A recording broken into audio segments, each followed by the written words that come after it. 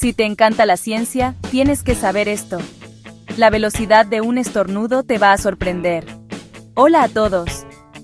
¿Sabías que cuando estornudas, la saliva puede viajar entre 110 y 160 kilómetros por hora? Sí, eso es más rápido que la mayoría de los carros en la carretera. Tu nariz es como un pequeño motor de avión. Así que la próxima vez que sientas ese cosquilleo, solo recuerda, estás a punto de soltar un disparo a toda velocidad. Es la forma en que tu cuerpo dice, hey, vamos a limpiar todo. ¿Tienes otros datos científicos geniales? Déjalos en los comentarios. Y no te olvides de darle me gusta y suscribirte para más pedacitos de ciencia geniales. Sigan curiosos, gente.